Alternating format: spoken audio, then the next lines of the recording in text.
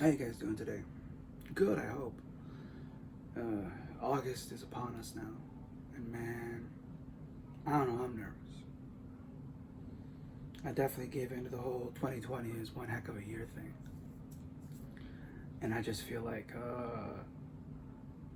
August is here. Are you anxious? You nervous? You got things coming down the pipeline? You know, is there some uncertainty? I don't know. I know I've been feeling it. That's why I'm talking about the topic today, right? Maybe that's part of it. There's a good quality, a good result I always find when it comes to talking about anxiety and worry.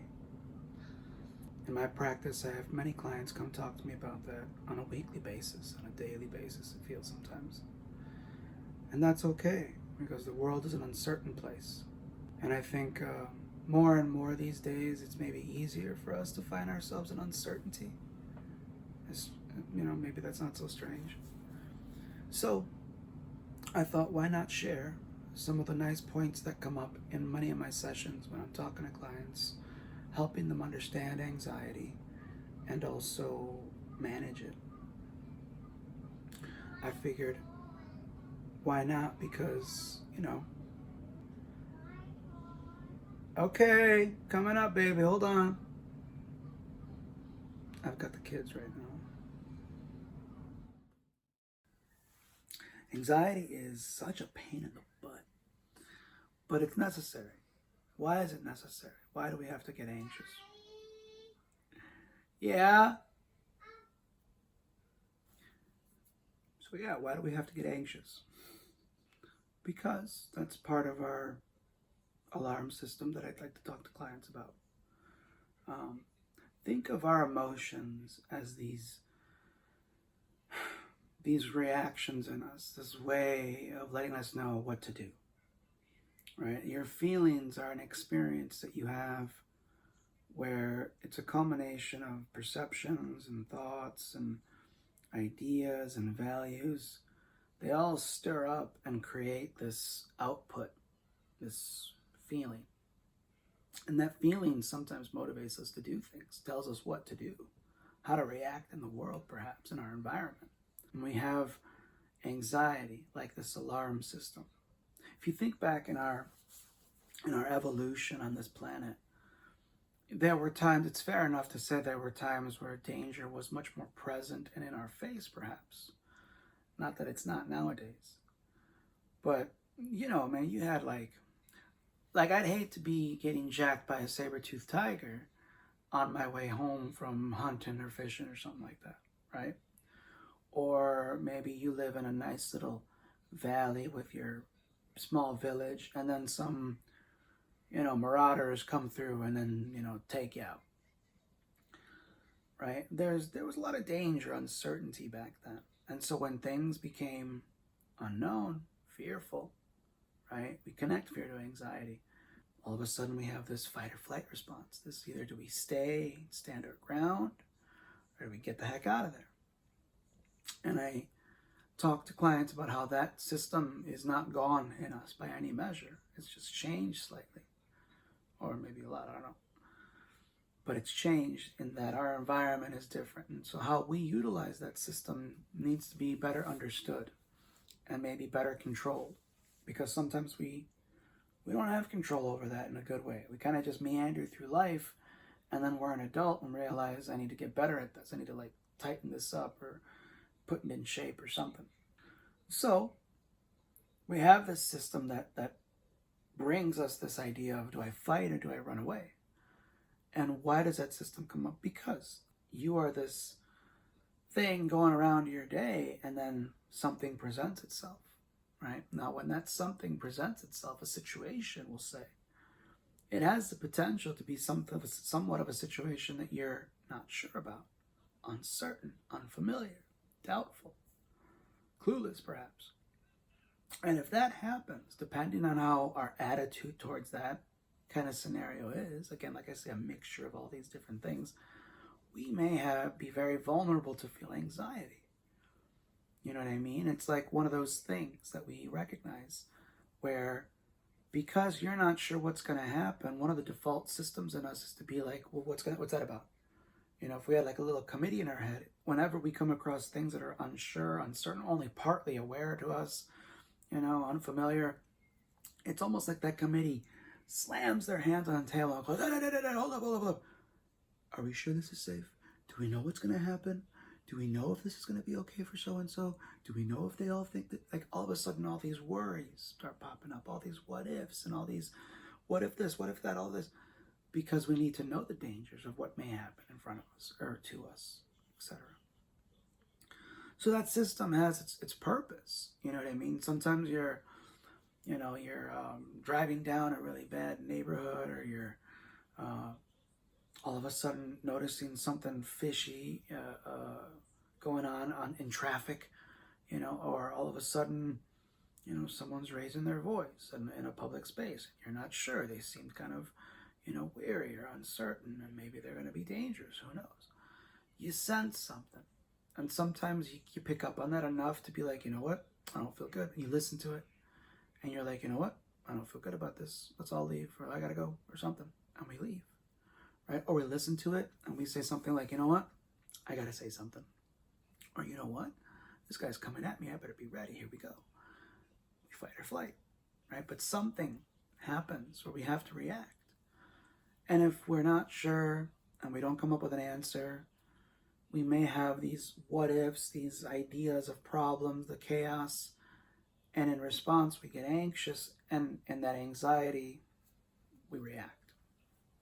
Again, fight or flight. But that's the connection, a really big connection I try to teach clients, is there's a lot of uncertainty going on in our moment when we start to feel anxious. Even if the situation's not even there, right? A lot of times clients will talk to me about being burdened by thoughts, anxious thoughts. They're worried about things that aren't even going on. It's not even that time of day. You know, it's the middle of the day or the middle of the night. And all of a sudden, like, they're just like attacked by all these thoughts, you know. So it's like, what happened? Sometimes that occurs and we just break down, or we react or something. So in those moments, we're not sure. In those moments, we're uncertain. And because of that, we react maybe in an unhealthy way to that anxiety. And so clients will talk to me about a couple of different things they notice. They notice the emotional, mental, physical experience of anxiety, you know? And then they also notice the, like, how do I put it? The behavioral, the routine, the way they deal with it, right? The response. And so we often find ourselves talking about these things. So let me share with you maybe some of these points that are not too personal. As far as the mental, I've already been talking about that. So like with anxiety, sometimes we experience it where it's all these thoughts, all these words, these judgments, these fears, these ideas, these what ifs. You know, these what if this happens, what if that happens? You know, or what if this occurs? These statements, perhaps, these judgments of like, you're going to screw it up, you're going to mess it up. They're going to laugh at you. You know, you're going to look dumb. Something of a judgment that determines something negative in an uncertain potential, right? A situation you don't know is going to be there. You know, you got to speak in front of people. You got a meeting in the morning that you were just told last minute about. You have to talk to somebody that you care about, and it's a serious talk. You're not sure how they're going to react. You got to break up with somebody because you realize it's time. You gotta propose to somebody because you realize it's time. Right? All these moments where all of a sudden we're not sure can bring this potential of a mental, like, avalanche or cascade of just these what if and thinking and this and that and catastrophic this and this. And so some people experience the anxiety where it's like, yeah, you know, I'm just thinking about the thoughts. I'm just worried about this thing. Some people talk about how, like, it's just this kind of like a strobe light, like flickering. It's like all these thoughts are just flashing through my mind, Ozzy, and I curl up into a ball, you know, or I freak out. You know, some people talk about, you know, how do I put it? Getting into like a certain storyline in their head, right? They get triggered by something, and then that brings about uncertainty. And it's almost like in a behavioral way to calm them, they have to go down this storyline, which is just grueling for them. They go, well, what if this, and if that happens, and this is going to happen, and if that happens, and that's going to happen. It's just this terrible rabbit hole. When it comes to that feeling that people talk about, sometimes they tell me, you know, they have like physical as well. It's like some people describe nausea, you know, aches, pains when they get anxious. Sometimes people talk about headaches, migraines. Some people discuss how they feel that rapid heartbeat. You know, they feel like they're gonna have a heart attack. Some people who have panic, and some people that I counsel with panic disorder. Sometimes that is part of it, right? You feel like you're gonna have a heart attack, or you feel like you're going to die in a situation that maybe all of a sudden strikes you. Some people talk about they sweat. All of a sudden they get all, you know, meat sweats and they can't stop dripping or whatever. They're just like soaking. They jumped out of a pool. Some people talk about they get hot, their temperature rises. They're not like sweating, maybe they are, but like they feel hot or they feel cold.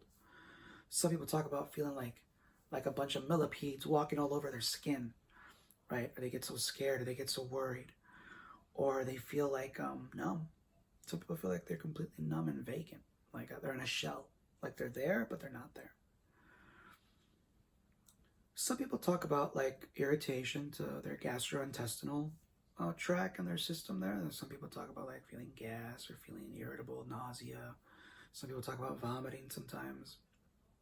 It's not fun when you get anxious, but you pay attention to the physical, the emotional.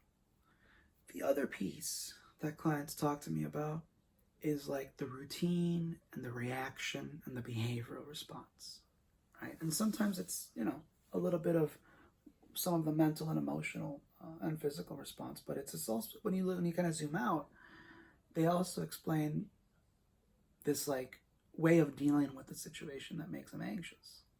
Whether it's active, like the thing is there that's making them upset and, you know, it's do or die time, or it's on their mind and it's like that thing isn't even there, but in that moment it's hitting them, right? And so they deal with that moment this way. Like I say, like when we get anxious, we're in a situation where something is uncertain to us. And so because of our thoughts, our uncertainty, or we're not sure, we're coming up with ideas, what is, we're trying to fill the gaps with our worst possible ideas. And then the outcome, after all those mixed feelings, may be something unhealthy, unproductive, unrelated. So what do I mean? Some people may, when they get anxious, shut down, right? Maybe a situation presents them, whether it like happens, you know, they have to turn something in. They've got to like get something submitted and it's deadline time. And it's like, they got the last day to figure it out. They're freaking out. They don't know how to do it. They don't know how to do it, right? There's a sense of uncertainty there. They're not sure what to do, how to call, what to start filling out, where to print it, where to find it. And you have to understand, when we get stuck in that anxious state, there's like a door in our mind of solutions that fades away. When we get stuck in that mental cycle and just fixating on the feeling, on the physical experience, we just get stuck. It's almost like that door of solutions that we're supposed to have for life's moments fades away. So they'll sit there and say like they shut down perhaps. And so when something presents themselves, they don't know what to do, they just take a nap, or they stop talking, they stop engaging with people, they isolate themselves, they go to their room, they stay in the covers, under covers. Some people don't go to work, they don't show up to the next thing or whatever that was scheduled the next day. They don't return phone calls, they don't text. When they get anxious, they get just isolative, like they recede within themselves. Some individuals talk to me about how when they get anxious, they actually get upset, they get irritable, you know, versus being like, you know, shut down and numb and just like isolative or sad. They actually get really angry or frustrated and maybe a little spiky, a little prickly. Some people even describe like they recognize, like, I know that when I'm worried, I actually like may not be the best person to be around, right? Because I'm actually kind of irritable, I get bossy or something. And that makes sense to me, you know, how with anger can be a secondary feeling, a way to deal with a more primary core feeling that I don't know how to deal with. So my mind body says, how about you try this on for size as a vehicle for this? And anger is a good one. And it makes sense. If I'm talking about how anxiety is going to happen because in a situation you don't have certainty with, you're doubtful, you're unfamiliar, so in a way you don't have as much control. anger is a nice emotion that kind of makes us feel all puffed up and, like in control of something. So why not use it, right? Why not let that emotion take over when you feel scared or unsure? All of a sudden, all of a sudden I know this and I know that, or I'm mad about this, or I'm certain about that. And so it kind of helps a little bit in the experience. So some people talk about how the reaction is all of a sudden I'm upset, I'm angry. I yell at the person that's just trying to help me, or I get all prickly and people don't want to talk to me that day or something. Sometimes we get self-destructive when we're anxious. We look for something to make us feel better, as if it's going to fill this pain, this suffering, this hole in us that's just filled with worry right now. And so we'll look to outlets. Maybe we engage in immediate gratification things, food, games, movies. We jump on the Netflix, or we'll jump on the phone real quick and take a look at something funny and do this, or sit and go to the fridge. We just ate lunch, but got that text message, don't know what to say, but let me go snack on this because it might make me feel better. We sit there and do these things as a way to just manage the moment. We don't realize it sometimes. So some people talk about, or we uncover in session, like they're actually doing something about it, but it's not helpful. Some are very obvious and they recognize it. They try to own it. Like, I know I'm hurting myself by doing this. I go out and I do this and it's not good. It's reckless or destructive. Some people know they get into trying to over control the situation. They start to interrogate. They start to butt in or micromanage. Some people get real self-destructive. They get into that depressive state as a reaction to the anxiety, becoming isolative. Maybe they rake themselves over the coal. They give up on certain things. They may hurt themselves in some way, shape, or form. It's not fun getting anxious and not knowing how to deal with it. And that's why I talk to clients, you got to remember, if you feel like you get dropped into a body of water, and it's like you're just trying to, get to the surface. If there's that one thing, that little lifesaver that plops on the surface and you see it and you reach up and grab it, in these moments, it's trying to remember, bring yourself into certainty. Try to bring your awareness into something, your focus, that attention into something you can be certain about, in your control, in a rational, healthy manner. What do I mean by that? Say you've got a meeting or a presentation. You got to talk to somebody. You're not sure what they're going to say. You're not sure what they're going to think. It's a little maybe tension or conflict. You're not sure. But you're sitting there thinking all these terrible things. What if thinking, right? Because you're uncertain. What if they think this? What if I look stupid? What if I'm not prepared? So if a client ever brought this to me, we'd sit down and be talking about some of these things. Why do you think that's making you scared? And what's the point of being scared of this? Trying to start to challenge the thoughts and the perspective, trying to kind of pry them out of just that perspective that they're telling me. And we'll sit there and maybe look at again, uncertainty into certainty. I might sit there and be like, well, you don't know what they're going to say. You're right. You don't know, what the subject of the meeting. They just said, show up tomorrow, whatever. Then I start asking them more of, what do you know, right? What are you aware of, what you want to do, right? Or what do you know you have to talk about? Or what do you know you got to bring to the meeting or the situation, the confrontation, whatever, right? Maybe you're going to be a part of some team meeting in the morning. You're not asking to be presented, but you know that it's going to be about something intense. So it's what do I do? Maybe you bring notes. Maybe you know that you're going to at least bring a pen and paper and write some stuff down. Maybe you know that you're going to do your best to listen, pay attention. You're going to know that maybe you've got some prepared response if you feel blindsided, what if they ask me this? Let's prepare for that. Well, what could you say? What could you say and practice that? And that's a whole other thing that I can get into. Yeah? So at that point, I try to shift gears. And again, I'm generalizing. Understand this may happen in the span of sessions. We might repeat these things because I'm only seeing somebody once a week or once every couple of weeks or something like this. So you have to kind of repeat this over and over on your own. I challenge you. I encourage you. Encourage you is a better one. I'm not trying to start anything. I encourage you to try to think of your situations that you can recognize in your own experience. Yeah, I feel anxious, Ozzy. I do feel anxious in certain ways. I do feel anxious. Try in those moments to shift your mental focus and shift gears, looking at what do you know? Right? Reminding yourself, like, I know I'm uncertain about something. Maybe you're uncertain, like I say about that, presentation, confrontation, meeting. Maybe you're uncertain about, what the next day is going to bring. You're not sure what tomorrow's going to look like. You've got problems looming that you don't know how to deal with, and you're just not sure how tomorrow's going to look like. Maybe you're uncertain what to say at the party when that person confronts you. Right? We sit there and we get into this uncertain space. So I try to challenge clients to start looking at, in that moment, if there's one thing you can start to remind yourself in a situation, it's try to focus and bring clarity to the certainty in your experience in that moment. And I know I'm speaking very general because, it's really specific to whoever's in front of me talking and bringing me their specific problems. I tailor this kind of idea to them. So if I can give you more examples, it might help. Perhaps you're anxious because you're not sure if you're going to get sick.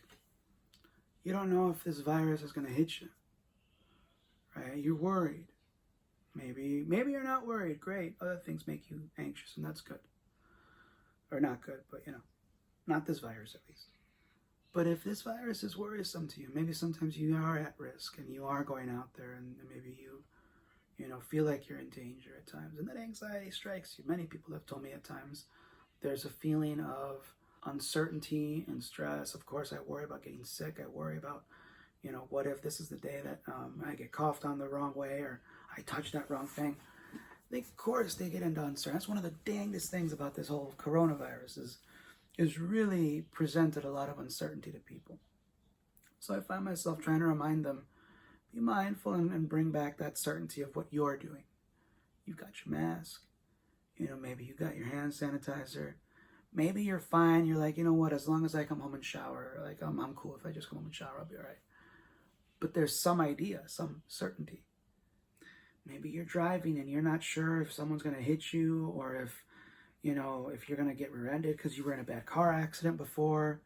You don't like the idea of, 3,000-pound pieces of metal moving at high speeds next to you and you being in one of them. So you try to talk about what can you be certain about. You know that you're driving this speed. You remind yourself that you're in this lane. You're making sure you check your windows. Maybe you're going to be certain that you're doing your best. You're going to put on a podcast and listen to that. There's nothing else you can do. We sit there and try to focus on what are you aware of? What do you remember? Sometimes it's just reminding yourself, like, you're right. I'm just not familiar with the situation. And that's enough to kind of joggle us out of it sometimes. Other times you really got to follow like a specific plan almost, like when you get anxious. And it's like, we might talk about more like a coping mechanism. Maybe you are driving and you're not feeling great. You're worried about something you're driving to. You're worried about driving itself. You're worried about maybe other things completely unrelated to the drive. But you're driving and you're just freaking out. You're anxious because you're thinking about other things, other problems, other drama, whatever, blah, blah. Yeah? So you're sitting there thinking about other problems, other drama, and you're getting all anxious. You're physically feeling like the shortness of breath. You're feeling like everything on the road is getting all blurry and stuff. So we may talk about like pulling over, right? Getting off the highway, getting off the street, pulling aside, and addressing some immediate like attention and awareness into you right now about just calming down. I like that phrase that I just mentioned a couple minutes ago. Calm the body, calm the mind. If I didn't mention that. I learned it in grad school from a teacher. We were talking, I forget what class it was. I'm sorry to my poor teachers out in grad school. But it was this really cool statement the teacher made saying, if you calm the body, you calm the mind. And the thought being that, like I say, in a situation, maybe these thoughts are really running wild and it's hard to just calm down. Like you kind of know you got to stop, but it's hard to stop. So sometimes I try to help clients focus on skills to just manage the physical, the emotional. That's simply like just calm down. So we talk about various things: sensory integration, breathing. We talk a lot about breathing, paying attention to self-soothing techniques, right? Distraction. And again, this might be like short lasting type things, right? So you pull over the road, you engage in this coping skill for a couple minutes, trying to acknowledge like, all right, like I'm much more calm and chill. And then that hopefully puts you at a level where you can then think of that mental stuff, right? Like, so if it is a matter of like, I'm freaking out because, I've got this problem with my mom, I've got this problem with work, and the kids are all unruly lately. It's like they don't listen to me anymore, and you're driving and you're freaking out because you're thinking about all these things, and now you're noticing you're feeling anxious. So you may pull over, you may end up doing some deep breathing, right? You focus on that process of inhale, exhale. That's a whole other video I could make. Easier said than done kind of thing, and very much underestimated. A lot of people, I think, underestimate the potential that just simply sitting and deep breathing can really bring you for relaxation, for getting your attention, for slowing things down. So we'll talk about things like deep breathing, meditation, guided imagery, sensory integration, things like self-soothe. They may sit, pull over, put the stereo up and put on a track of running water, right? Or the sound of like wind blowing against trees or something, right? Because to them, audio really connects with them, and they listen to something and it really gets their attention. And again, they may set a timer, they may just simply keep track in their mind. When the track's over, I'll check in with myself. But the thought is to pause, put the brakes on, calm the body, and then if that calms down enough, your heart rate's down, you feel some kind of sense of focus and calm here, you're steady, then you may find that door of solutions that opens up again. Now it's like the storm passes, you're like in the eye of the hurricane, and it's like, calm for a second, like, all right, let's figure this out. Let's make some ideas here. And that's what I'm trying to help clients get to. It's a space where they can then take better control of their situation versus feeling reactive.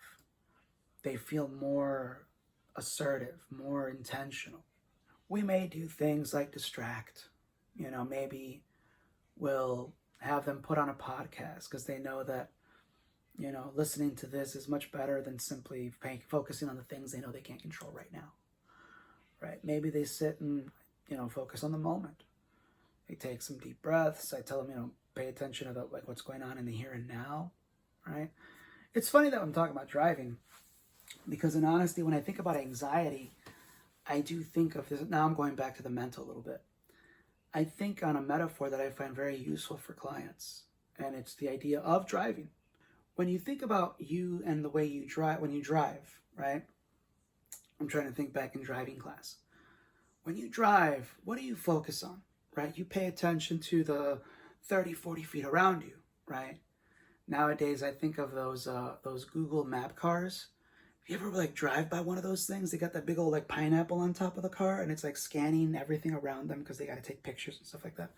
Or like the Teslas, those new Tesla cars. I think they have cameras all over, constantly monitoring and sensing. That's kind of like us, right? In our psyche and our awareness, our emotions, our thoughts. That's us. Like that's us driving through life. That's just us going about our day. Like we're in a car, whether we know it or not.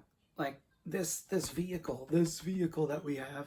We're in this car driving around all day. And when I think about anxiety, I think about a couple of things. I think about anxiety and sadness. When you drive, do you pay attention, like I say, to everything around you, or do you pay attention more from one thing or the other, or what?